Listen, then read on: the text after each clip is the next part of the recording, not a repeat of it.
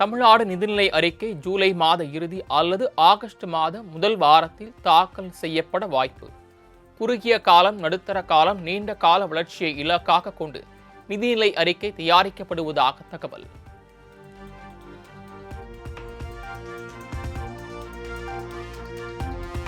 நிதிநிலை அறிக்கை தொடர்பாக ஜூலை 2 முதல் 22ஆம் தேதி வரை துறை ரீதியான ஆலோசனை கூட்டங்களை மேற்கொள்கிறார் முதலமைச்சர் விஜய். ஆலோசனை கூட்டத்தில் அமைச்சர்கள், செயலாளர்கள் உள்ளிட்டோர் பங்கேற்க உள்ளதாக தகவல்.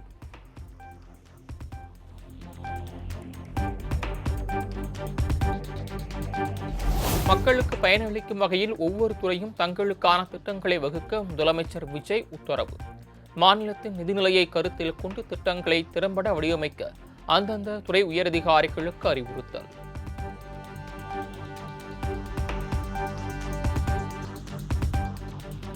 உதயசூரியன் சின்னத்தில் சீர்காழி தொகுதியில் வெற்றி பெற்ற மதிமுகவின் செந்தில் செல்வன் திமுகவில் இணைய உள்ளதாக தகவல். தாவேகா கூட்டணியில் மதிமுக இணைய உள்ளதாக கூறப்படும் நிலையில் திடீர் முடிவு.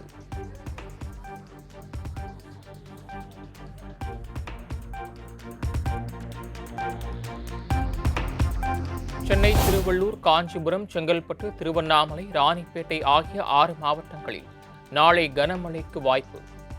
சென்னை வானிலை ஆய்வு மையம் கணிப்பு.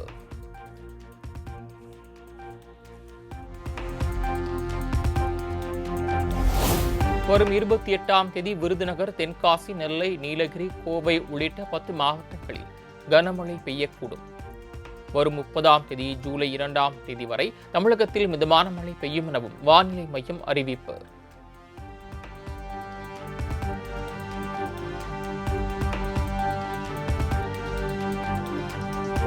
சர்வதேச போதைப் பொருள் எதிர்ப்பு தினத்தையொட்டி போதைப் பொருளுக்கு எதிராக உறுதிமொழி எடுத்தார் முதலமைச்சர் விஜய். அமைச்சர்கள் ஆதவ், ஆனந்த், மரிய வில்சன் உள்ளிட்டோரும் உறுதிமொழி எடுத்துக் கொண்டனர். உள்ளானவர்களை மீட்டெடுத்து அவர்களை நல்வழிப்படுத்த எனது பங்களிப்பை முழுமையாக தருவேன். போதைப் பொருட்களின் உற்பத்தி, நுகர்வு, பயன்பாடு ஆகியவற்றிற்கு எதிரான தடுப்பு நடவடிக்கைகளின் மூலம் போதைப் பொருட்களை தமிழ்நாட்டில் வேரறுக்க அரசுக்கு துணை நிற்பேன். மாநிலத்தின் வளர்ச்சிக்கும் மக்களின் நல்வாழ்விற்கும் நான் அர்ப்பணிப்புடன் பங்காற்றுவேன் என்று உளமாற உறுதி கூறுகிறேன். போதை பழக்கத்திற்கு உள்ளானவர்களை மீட்டெடு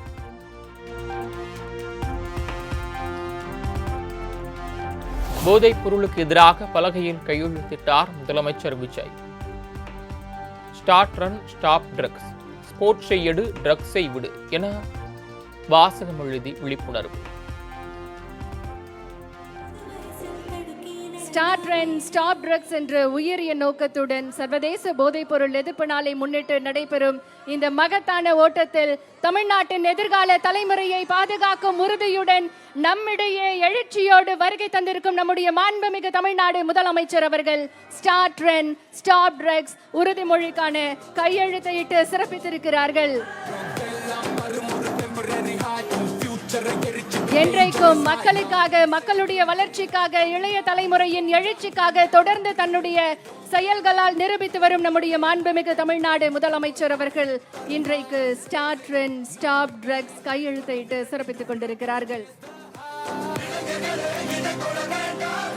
பலத்த கரவொலியோடு உற்சாகமாக ஸ்போர்ட்ஸ் எடு, ட்ரக்ஸ் விடு என நம்முடைய மாண்புமிகு தமிழ்நாடு முதலமைச்சர் அவர்கள் விழிப்புணர்வு வாசகத்தை எழுதி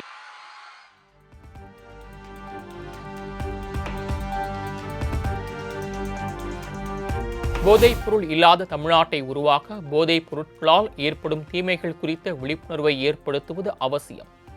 போதைப் பொருள் இல்லாத பாதுகாப்பான மற்றும் ஆரோக்கியமான தமிழ்நாட்டை உருவாக்கிட இந்நாளில் உறுதி ஏற்போம் என முதலமைச்சர் விஜய் பதிவு.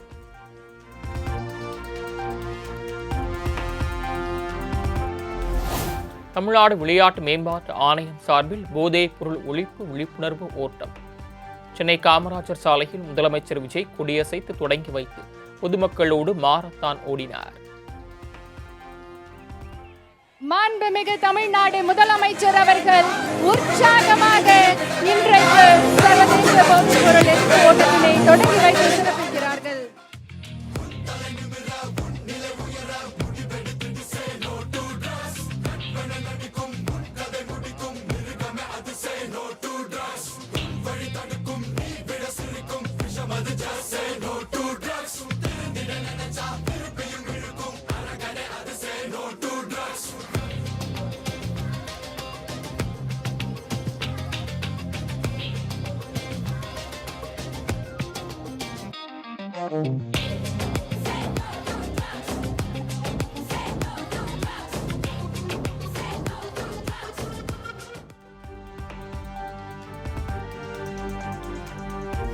இந்தியாவில் இதுவரை மாரத்தானில் பங்கேற்று 3 கிலோமீட்டர் தூரம் வரை ஓடிய ஒரே முதலமைச்சர் விஜய் தான். வேறு எந்த முதலமைச்சரும் தமிழக வரலாற்றில் ஓடியதே கிடையாது என அமைச்சர் ஆதவ் அர்ஜுனா புகழாராம்.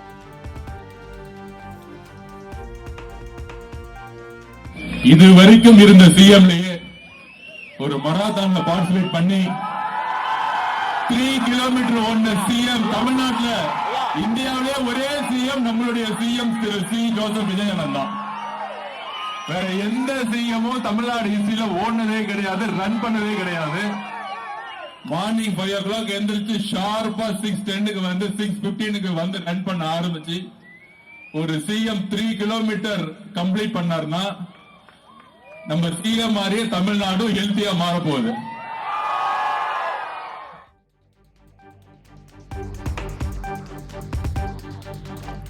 தமிழகம் முழுவதும் போதைப் பொருள் ஒழிப்பு விழிப்புணர்வு மாரத்தான் ஓட்டம்.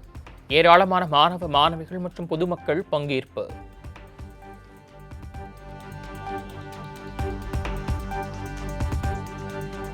திருச்சி கிழக்கு தொகுதி இடைத்தேர்தலில் போட்டியிடுவது குறித்து தற்போது வரை முடிவு எடுக்கப்படவில்லை. மு.க. ஸ்டாலின் விரைவில் சட்டப்பேரவைக்கு வருவார் என்ற கே.என். நேருவின் கருத்து தொடர்பான கேள்விக்கு திமுக தலைவர் மு.க. ஸ்டாலின் பதில். திருச்சி கிழக்குல நீங்க போட்டிடுறதா முன்னாள் அமைச்சர் நேரு ஒரு பேச்சு இருக்காப்ல, நீங்க மீண்டும் வருவீங்கன்னு சொல்லியிருக்காரு.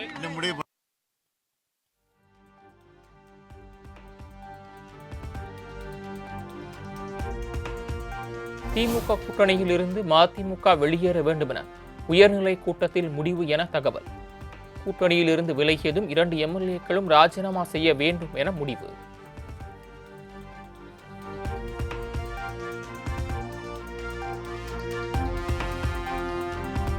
சென்னை ஆழ்வார்பேட்டையில் உள்ள இல்லத்தில் திமுக தலைவர் மு.க. ஸ்டாலினை சந்தித்த தேமுதிக பொதுச் செயலாளர் பிரேமலதா விஜயகாந்த். மரியாதை நிமித்தமான சந்திப்பு என பிரேமலதா விஜயகாந்த் எக்ஸ் பக்கத்தில் பதிவு.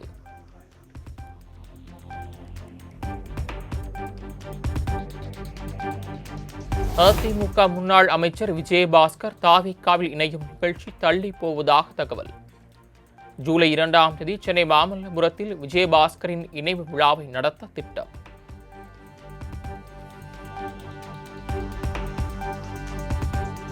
ஜூலை 1ஆம் தேதி அதிமுக மகளிர் அணியுடன் அக்கட்சி பொதுச் செயலாளர் எடப்பாடி பழனிசாமி முக்கிய ஆலோசனை.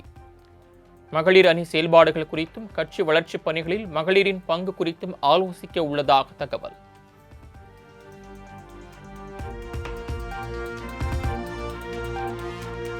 சிலம்பு செல்வர் மாப்போ சிவஞானம் 121வது பிறந்த நாளையொட்டி அவரது திருவுருவ படத்திற்கு அமைச்சர்கள் மரியாதை. சென்னை தியாகராய நகரில் உள்ள மாப்போசி உருவ சிலைக்கு அமைச்சர்கள் ஆனந்த், ராஜ்மோகன், வெங்கடரமணன் உள்ளிட்டோர் மரியாதை செலுத்தினர்.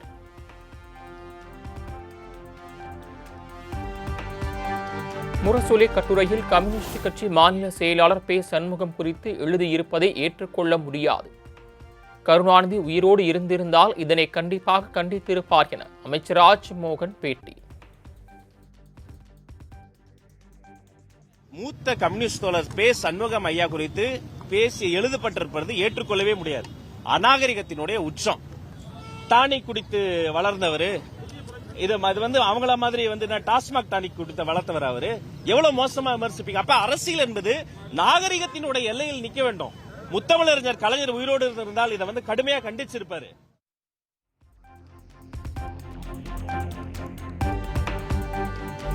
தமிழக அரசு ஊழியர்கள், அரசு ஓய்வூதியதாரர்கள் மற்றும் தகுதியுடைய குடும்ப உறுப்பினர்களுக்கான புதிய மருத்துவ காப்பீட்டு திட்டம் ஜூலை 1 முதல் 2031ஆம் ஆண்டு ஜூன் 30 வரை 5 ஆண்டுகள் நடைமுறையில் இருக்கும் என தமிழ்நாடு அரசு அறிவிப்பு.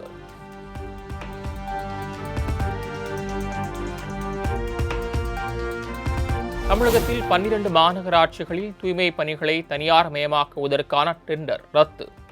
சாத்தியக்கூறு அறிக்கை தயார் செய்வதற்கான டெண்டரை ரத்து செய்து தமிழ்நாடு அரசு உத்தரவு.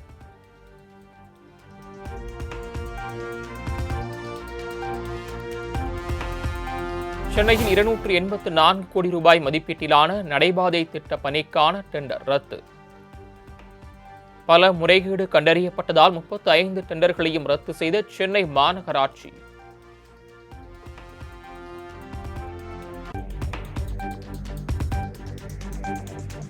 போதை ஒழிப்பில் சிறந்து விளங்கிய காவல்துறையினருக்கான முதலமைச்சரின் காவல் பதக்கங்கள் அறிவிப்பு.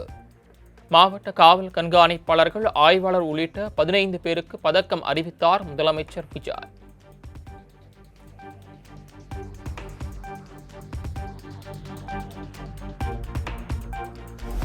ஜூன் 28ஆம் தேதி அனைத்து மாவட்ட ஆட்சியர்களுடன் தலைமைச் செயலாளர் சாய்குமார் முக்கிய ஆலோசனை. முதலமைச்சர் விஜய் தலைமையில் IAS, IPS மாநாடு வரக்கூடிய 29, 30 ஆகிய 2 நாட்கள் நடைபெற உள்ள நிலையில் ஆலோசனை நடத்துகிறார்.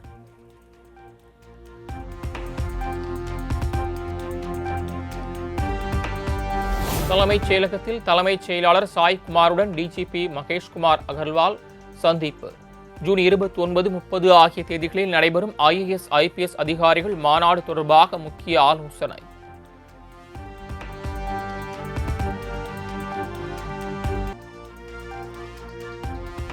அரசு கலை அறிவியல் கல்லூரிகளில் 20 விழுக்காடு கூடுதல் மாணவர்களை சேர்க்க தமிழக அரசு அனுமதி.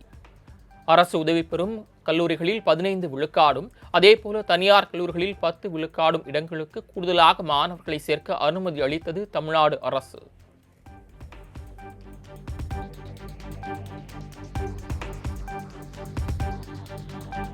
நீதிமன்றத்தில் போலி ஆவணங்களை சமர்ப்பித்து சாதகமான உத்தரவை பெற்றதாக அதிமுக நிர்வாகிக்கு எதிராக வழக்கு.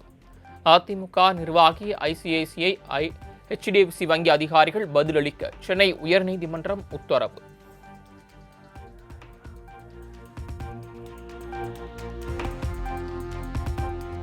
திருவொற்றியூர் சட்டமன்ற உறுப்பினர் அலுவலகத்தில் MLA இருக்கையில் அமர்ந்து தாவேகாவினர் ரீல்ஸ். தாவேகா MLA செந்தில்குமார் இருக்கையில் அமர்ந்து அக்கட்சி நிர்வாகிகள் ரீல்ஸ் எடுத்ததால் சர்ச்சை.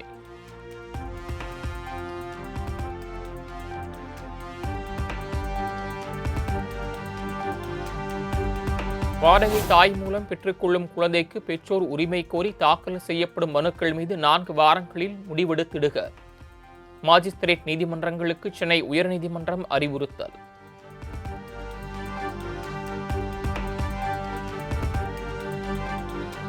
இஸ்லாமுக்கு மதம் மாறியவருக்கு முஸ்லிம் லெப்பாய் சமூக சான்றிதழ் வழங்க முடியாது. இஸ்லாமிற்கு மதம் மாறிய ஒருவர் பிற்படுத்தப்பட்ட வகுப்பு முஸ்லிம் என்ற தகுதியை கோர முடியாது எனவும் உயர்நீதிமன்ற மதுரை கிளை உத்தரவு.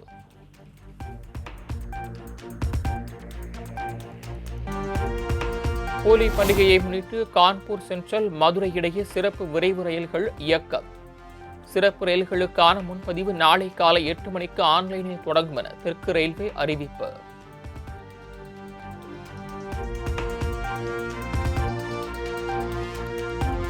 தொடர் விடுமுறையொட்டி கொடைக்கானலில் குவிந்து வரும் சுற்றுலா பயணிகள்.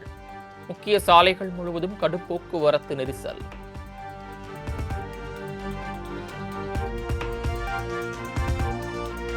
மென்பொருள் தொழில்நுட்ப மேம்பாட்டு பணிகள் காரணமாக இன்று முதல் வரக்கூடிய 28ஆம் தேதி வரை EPFO போர்ட்டல் மூலமான சேவைகள் தற்காலிக நிறுத்தம்.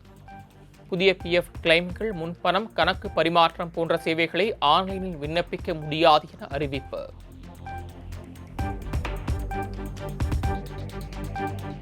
வெனிசுலாவில் ஏற்பட்ட பயங்கர நிலநடுக்கத்தில் உயிரிழந்தோர் எண்ணிக்கை 190ஆக உயர்வு.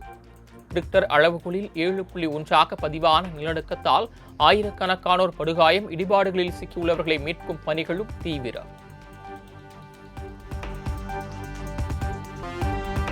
நிலநடுக்கத்தால் கடும் பாதிப்பை எதிர்கொண்டுள்ள வெனிசுலாவுக்கு உதவிக்கரம் நீட்டுகிறது இந்தியா, கத்தார் உள்ளிட்ட நாடுகள்.